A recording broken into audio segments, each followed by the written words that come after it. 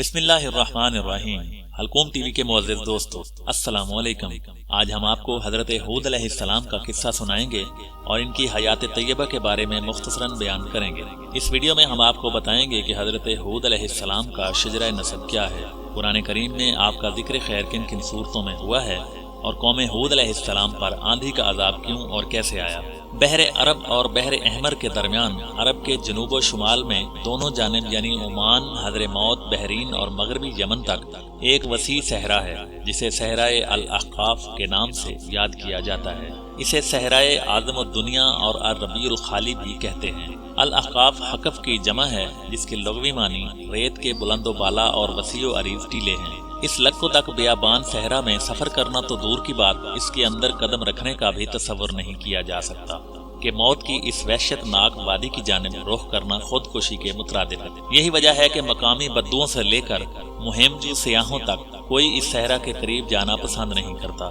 سفید اور باریک ریت کے ہزاروں فٹ اونچے پہاڑوں میں اگر کوئی شے پھینکی جائے تو وہ لمحوں میں غرق ہو جاتی ہے اور ریت کی سطح پر جنبش تک نہیں ہو۔ یہ صحرا اللہ بزرگ و برتر کی کھلی نشانیوں میں سے ایک ہے اور اہل دنیا کے لیے جائے عبرت ہے۔ الاحقاف نامی اس بھیانک وادی کو دیکھ کر یہ گمان بھی نہیں کیا جا سکتا کہ کسی زمانے میں دنیا کا سب سے زیادہ سرسبز و شاداب علاقہ تھا، جہاں بے شمار پھلوں اور پھولوں کے وسیع باغات، ٹھنڈے پانی کے چشمے، آبشاریں اور بلند و بالا عمارتیں تھیں، جس میں دنیا کی سب سے زیادہ طاقتور، مالدار اور شاندار تمدن رکھنے والی قوم عاد آباد تھی۔ یہ دنیا کے سب سے زیادہ قداور اور زور آور انسان تھے۔ اتنے طاقتور لوگ اللہ نے پھر کبھی پیدا نہیں کی، جیسا کہ اللہ تعالیٰ نے قرآن کریم میں فرمایا، ان جیسی کوئی قوم اور ملکوں میں پیدا نہیں کی گئی، سورۃ الفجر آیت نمبر 8۔ حضرموت اور نجران کے درمیانی علاقے الاحقاف میں قوم عاد کے، جسے قوم ارم بھی کہا جاتا ہے، 13 قبائل آباد تھے۔ قوم عاد کے الاحقاف میں رہنے سے متعلق قرآن کریم میں اللہ تعالیٰ نے فرمایا، ہود کو یاد کرو جبکہ اس نے اپنی قوم کو احقاف میں ڈرایا، سورۃ الاحقاف آیت نمبر 21۔ علامہ جلال الدین سیوطی رحمۃ اللہ علیہ اپنی تفسیر در منشور میں تحریر کرتے ہیں کہ قوم عاد نہایت زوردار اور بہادر قوم تھی۔ یہ بت پرست تھے۔ ان کے 2 بتوں کے نام حمود اور حب بیان کیے گئے ہیں۔ ابن کثیر رحمۃ اللہ علیہ نے اپنی تفسیر میں تیسرے بت کا نام صمد بیان کیا ہے۔ طوفان نوح علیہ السلام کے بعد قوم عاد ہی وہ قوم تھی جو سب سے پہلے کفر و شرک میں مبتلا ہو کر بتوں کی پجاری بنی۔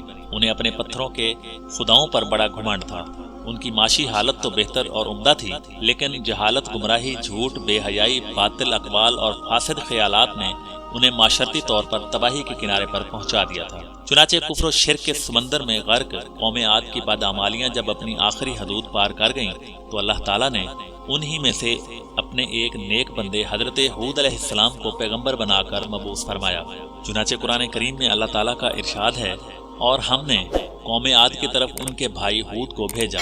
انہوں نے کہا، بھائیو، اللہ ہی کی عبادت کرو، اس کے سوا تمہارا کوئی معبود نہیں، کیا تم ڈرتے نہیں؟ تو ان کی قوم کے سردار جو کافر تھے کہنے لگے، تم ہمیں کم عقل نظر آتے ہو اور ہم تمہیں جھوٹا خیال کرتے ہیں۔ انہوں نے کہا کہ میری قوم، مجھ میں حماقت کی کوئی بات نہیں ہے، بلکہ میں رب العالمین کا پیغمبر ہوں۔ میں تمہیں اللہ کا پیغام پہنچاتا ہوں اور تمہارا امانت دار خیر خواہ ہوں۔ کیا تم اس بات سے تعجب ہوا ہے کہ تم میں سے ایک شخص کے ہاتھ تمہارے پروردگار کی طرف سے تمہارے پاس نصیحت آئی تاکہ وہ تمہیں ڈرائے؟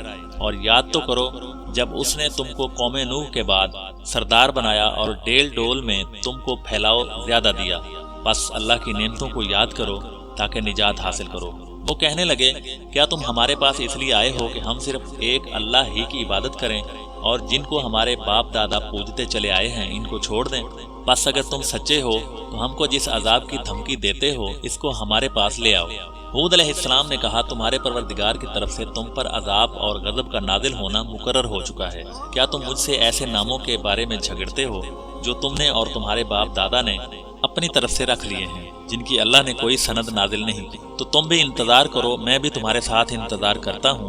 پھر ہم نے ہود علیہ السلام کو اور جو لوگ ان کے ساتھ تھے ان کو نجات بخشی، اور جنہوں نے ہماری آیات کو جھٹلایا تھا ان کی جڑ کاٹ دی اور وہ ایمان لانے والے نہیں تھے، سورۃ الاعراف آیت نمبر 65 تا 72۔ حضرت ہود علیہ السلام ایک طویل عرصے تک اپنی قوم کو واعظ و نصیحت کرتے رہے۔ کبھی وہ انہیں اللہ کی طرف عطا کردہ نعمتوں کی یاد دلاتے تو کبھی عذاب الہی سے ڈراتے، لیکن وہ بہرے اور اندھے بنے رہے۔ تاریخی کتب میں ہے کہ حضرت ہود علیہ السلام مسلسل 50 برس یا اس سے بھی زیادہ درس و نصیحت میں مصروف رہے۔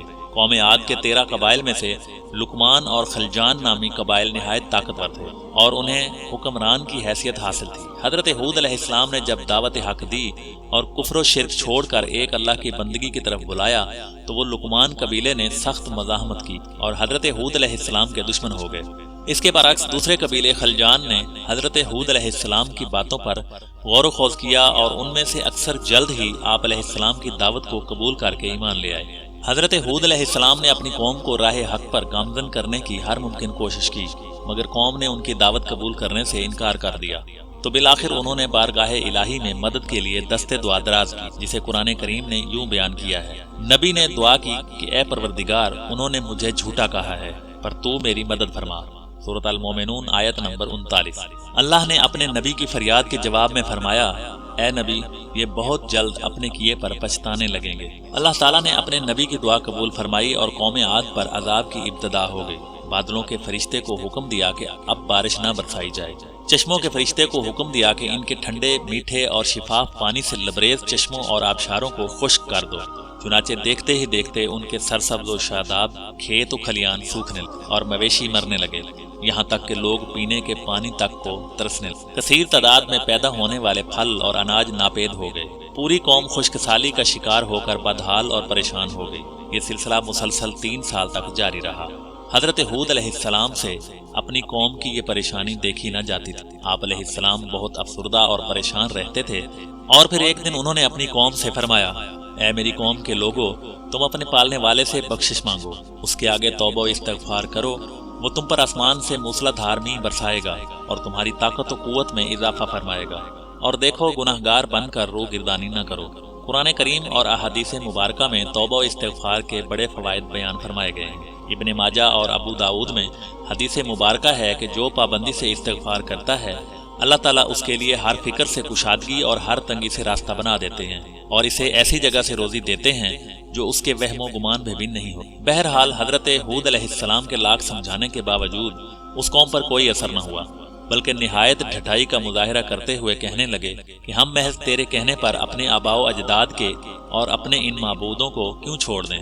قرآن کریم نے اسے یوں بیان کیا ہے، اے ہود علیہ السلام، تم ہمارے پاس کوئی دلیل تو لائے نہیں، اور ہم صرف تمہارے کہنے سے نہ اپنے معبودوں کو چھوڑنے والے ہیں اور نہ تم پر ایمان لانے والے ہیں، بلکہ ہم تو یہ سمجھتے ہیں کہ ہمارے کسی معبود نے تمہیں آصف زدہ دیوانہ کر دیا ہے۔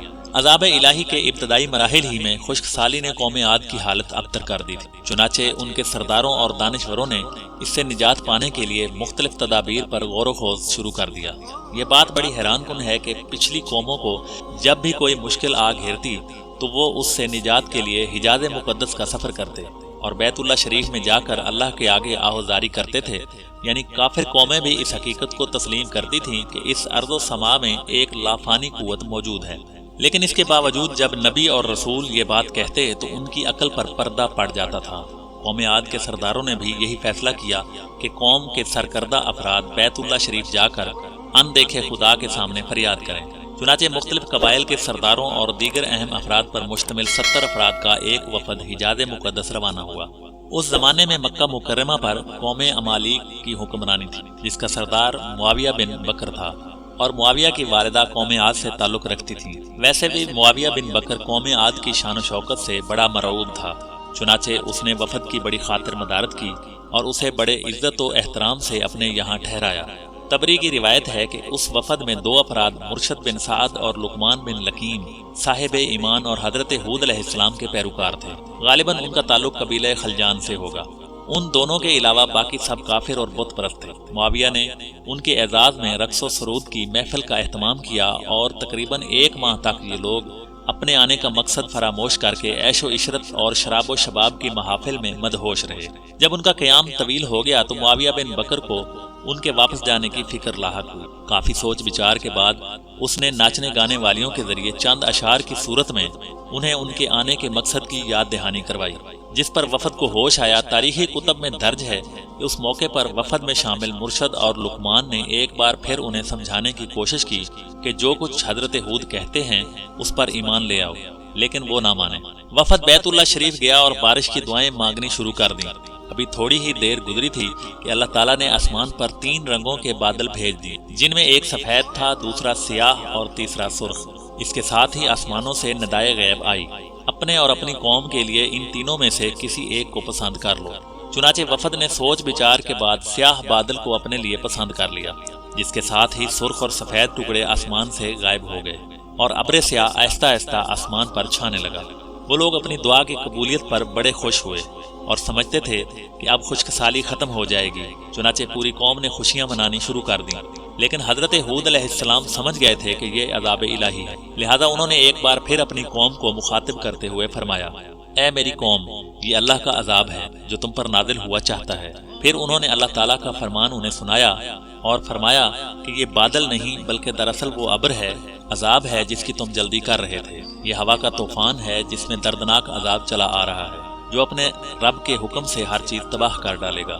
سورۃ الاحقاف میں آیت نمبر 24 میں اس کا ذکر آیا ہے۔ حدیث شریف میں آتا ہے کہ اما عائشہ صدیقہ رضی اللہ تعالی عنہا نے حضور نبی کریم صلی اللہ علیہ وسلم سے پوچھا، یا رسول اللہ صلی اللہ علیہ وسلم، لوگ تو بادل دیکھ کر خوش ہوتے ہیں کہ اب بارش ہوگی، لیکن آپ صلی اللہ علیہ وسلم کے چہرے پر اس کے برعکس تشویش کے آثار نظر آتے ہیں۔ آپ صلی اللہ علیہ وسلم نے فرمایا، عائشہ رضی اللہ تعالی عنہا، اس بات کی کیا ضمانت ہے کہ اس بادل میں عذاب نہیں ہوگا، جبکہ ایک قوم ہوا کے عذاب سے ہلاک کر دی گئی، اس قوم نے بھی بادل دیکھ کر کہا تھا کہ یہ بادل ہے جو ہم پر بارش برسائے گا۔ حضرت عائشہ رضی اللہ تعالیٰ عنہ فرماتی ہیں کہ جب تیز ہوا چلتی تو نبی کریم صلی اللہ علیہ وسلم یہ دعا مانگتے، اے اللہ، میں تجھ سے اس کی خیر کا طالب ہوں، اور جو اس میں ہے اس کی خیر کا، اور جو تو نے اس میں شر رکھا ہے اس سے اور اس کے شر سے میں آپ کی پناہ مانگتا ہوں۔ حضرت عائشہ رضی اللہ تعالیٰ عنہ فرماتی ہیں کہ جب آسمان پر بادل چھا جاتے تو حضور اکرم صلی اللہ علیہ وسلم کے چہرے کا رنگ متغیر ہو جاتا، آپ صلی اللہ علیہ وسلم پر خوف کی سی کیفیت طاری ہو جاتی، جس سے آپ صلی اللہ علیہ وسلم بے چین ہو جاتے، کبھی باہر نکلتے، کبھی اندر داخل ہوتے، کبھی آگے ہوتے اور کبھی پیچھے۔ پھر جب بارش برستی تو پھر خوشی طاری ہو جاتی تھی۔ حضرت عائشہ رضی اللہ تعالی عنہ فرماتی ہیں کہ یہ کیفیت دیکھ کر میں نے خدمت اقدس میں سوال کیا تو آپ صلی اللہ علیہ وسلم نے فرمایا، اے عائشہ رضی اللہ تعالی عنہ، کہیں ایسا نہ ہو جائے جو قوم عاد نے کہا تھا۔ پھر اس آیت کی تلاوت فرمائی، جب قوم عاد نے اس عذاب کو بصورت بادل اپنی بستیوں کی طرف آتے دیکھا تو کہنے لگے، یہ تو بادل ہے ہم پر بارش کرنے والا۔ قرآن کریم میں ہے کہ اللہ نے تیز آندھی کا یہ عذاب 7 راتوں اور 8 دنوں تک مسلسل جاری رکھا، آندھی نے کسی ایک کو بھی باقی نہ چھوڑا، یہ ہر ایک کے پاس پہنچ گئی، غاروں کے اندر، پہاڑوں کی گھاٹیوں اور چوٹیوں، گھروں اور محلات اور قلعوں کے اندر، سب کو پناہ کر ڈالا۔ ابن عمر رضی اللہ تعالی عنہ سے مروی ہے کہ نبی کریم صلی اللہ علیہ وسلم نے فرمایا کہ وہ آندھی جس کے ذریعے قوم عاد ہلاک کی گئی، اللہ نے ان پر انگوٹھی جتنی جگہ کے مثل ہوا کھولی تھی، پس وہ ہوا پہلے دیہات میں گئی اور وہاں کے لوگوں اور مویشیوں اور مالوں کو اٹھایا اور آسمان و زمین کے درمیان لے گئی۔ اللہ تعالیٰ نے اس خوفناک آندھی سے حضرت ہود علیہ السلام اور ان کے ساتھیوں کو محفوظ رکھا، اور انہوں نے خطیرہ نامی ایک بستی میں پناہ لے لی جہاں عذاب ان تک نہیں پہنچا، اور وہ امن و سکون سے رہے۔ حضرت ہود علیہ السلام کا قرآن کریم میں تذکرہ۔ اللہ تعالیٰ نے قرآن کریم کے مختلف مقامات پر قوم عاد پر نازل ہونے والے عذاب کا تذکرہ فرمایا ہے تاکہ کفر و شرک اور غرور و تکبر میں مبتلا لوگوں کو تنبیہ ہو۔ اس کے علاوہ قرآن کریم کی ایک سورت کا نام حضرت ہود کے نام پر سورہ ہود ہے، جو قرآن پاک کے 11ویں پارے میں موجود ہے۔ یہ سورہ مبارکہ 123 آیات اور 10 رکوعات پر مشتمل ہے۔ سورہ ہود مکی ہے، یہ اس دور میں نازل ہوئی کہ جب کفار مکہ کا ظلم و ستم اپنے عروج پر تھا، چنانچہ سورہ ہود میں ان پچھلی قوموں کا تذکرہ ہے جو اللہ کے نبیوں اور رسولوں کی تکذیب کر کے قہر الہی کا نشانہ بنی اور تاریخ کے صفحات پر ہمیشہ کے لیے عبرت کا نمونہ بن گئی۔ سورہ ہود میں 7 پیغمبروں کے قصص و واقعات درج ہیں، لیکن اس سورت کو حضرت ہود علیہ السلام کے نام سے منسوب کرنے سے معلوم ہوتا ہے کہ حضرت ہود علیہ السلام کے قصے اور قوم عاد پر نازل ہونے والے عذاب کو خاص اہمیت حاصل ہے۔ حدیث مبارکہ میں ہے کہ رسول اللہ صلی اللہ علیہ وسلم کی ریش مبارک کے کچھ بال سفید ہو گئے تو حضرت ابوبکر صدیق رضی اللہ تعالی عنہ نے عرض کیا، یا رسول اللہ صلی اللہ علیہ وسلم، آپ بوڑھے ہو گئے؟ تو آپ صلی اللہ علیہ وسلم نے فرمایا کہ ہاں، مجھے سورہ ہود نے بوڑھا کر دیا ہے۔ بعض روایات میں ہے کہ سورہ ہود کے ساتھ سورہ واقعہ، مرسلات، النبا اور سورہ تکویر کا بھی ذکر ہے۔ حضرت ہود علیہ السلام کی عمر مبارک۔ علامہ طبری کی بعض روایتوں میں ہے کہ حضرت ہود علیہ السلام کی عمر 150 سال تھی۔ آپ علیہ السلام کو 50 برس کی عمر میں نبوت عطا ہوئی۔ 50 برس تک قوم کو واعظ و نصیحت کرتے رہے۔ قوم کی ہلاکت کے بعد مزید 50 سال تک زندہ رہے اور اہل ایمان کو واعظ و درس فرماتے رہے۔ حضرت ہود علیہ السلام کے مزار کے بارے میں تاریخی کتب سے پتہ چلتا ہے کہ حضرت ہود کا مزار حضر موت کے ایک مقام پر ہے، جہاں عرب کے مختلف حصوں سے ہزاروں کی تعداد میں لوگ جمع ہوتے ہیں، اگرچہ یہ قبر تاریخی طور پر ثابت نہیں۔ حلقوم ٹی وی کے معزز دوستو، یہ تھا اللہ کے سچے پیغمبر حضرت ہود علیہ السلام کا واقعہ اور ان کی زندگی کے مختصر حالات۔ اگر آپ کو یہ ویڈیو پسند آئی ہو تو ویڈیو کو لائک اور شیئر کرنا نہ بھولیے گا۔ اگر آپ اس چینل پر نئے ہیں تو چینل کو سبسکرائب کرنا بھی نہ بھولیے۔ اللہ پاک مجھے اور آپ سب کو دین دنیا کی بھلائی نصیب فرمائے اور روز محشر آقا دو جہاں صلی اللہ علیہ وسلم کی شفاعت نصیب فرمائے۔ آمین۔